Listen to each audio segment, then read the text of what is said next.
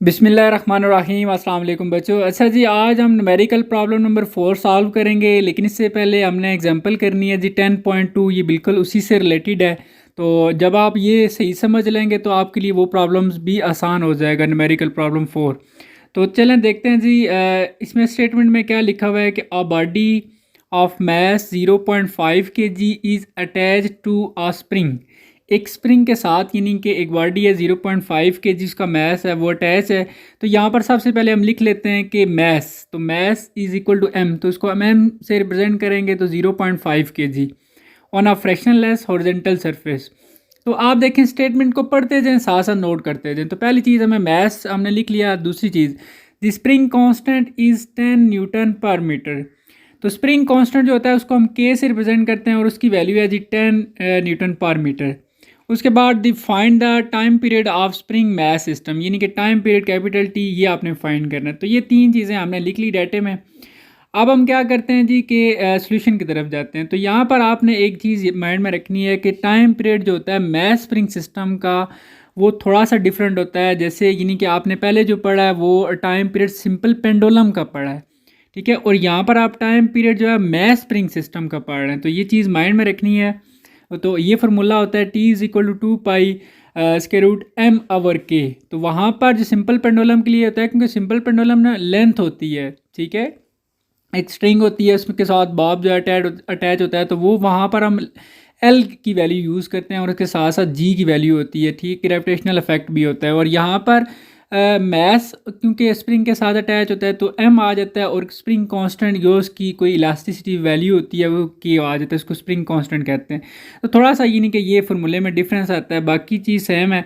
अब आपने क्या करना है, टी की फाइंड करना है। तो नो प्रॉब्लम, इसमें कोई चेंजिंग करने की ज़रूरत नहीं है। आपने क्या किया, 2 पाई की वैल्यू पुट की, और मैस कितना है जी 0.5 गिवन है, और टी के की वैल्यू भी गिवन है 10। तो दोनों की वैल्यू आपने पुट की, और 2 मल्टीप्लाई 3.14 किया तो 6.28 आ गया, और 0.5 डिवाइडेड बाई 10 करके उसका आपने इसके रूट ले लिया, तो 0.22 दोनों को मल्टीप्लाई करें तो 1.4 सेकेंड। तो इस तरह आपका ये न्यूमेरिकल प्रॉब्लम सॉल्व हो जाता है। वेरी इजी, बस आपने ये फार्मूला माइंड में रखना है, और ये माइंड में रखना है कि सिंपल पेंडुलम का और मैस स्प्रिंग सिस्टम का दोनों का डिफरेंट है। अब बिल्कुल इसी तरह प्रॉब्लम नंबर 4 भी है जी कि what is time period of mass spring system. तो आप देखें, उसने कहा व्हाट इज़ टाइम पीरियड, तो आपने टी लिखा और क्वेश्चन मार्क डाल दिया, क्योंकि टाइम पीरियड आपने फाइंड करना है। If mass attach to spring is 500 gram, तो मैस आपका 500 ग्राम है। तो बच्चे इसको हम यहाँ पर कन्वर्ट कर लेंगे 500 ग्राम को केजी में, ठीक है। क्योंकि देखें क्यों कन्वर्ट कर रहे हैं, इसकी रीज़न ये है कि जहाँ पे लास्ट में देखें आप ना, प्रॉब्लम में स्टेटमेंट में स्प्रिंग कांस्टेंट की वैल्यू दी हुई है 20 न्यूटन पर मीटर। तो न्यूटन भी और मीटर दोनों एसआई यूनिट है। तो ग्राम जो है वो बच्चों एसआई यूनिट नहीं होता, और केजी एसआई यूनिट होता है। तो इसलिए हम सिस्टम को पूरे में एक एसआई यूनिट में कन्वर्ट करके सॉल्व करते हैं। तो हमने क्या किया जी, ग्राम को आपने बच्चे 1000 से डिवाइड करना है, तो वो 0.5 आंसर आ जाएगा, और ये केजी में कन्वर्ट हो जाएगा। और आपने लास्ट पे it spring constant is 20 newton per metre, तो वो भी लिख लिया। अब वही फार्मूला है जी, time period of mass spring system is T is equal to 2 pi M over K, और 2 और पाई की वैल्यू, एम की वैल्यू आपके पास 0.5 kg है, और के की वैल्यू 20 है।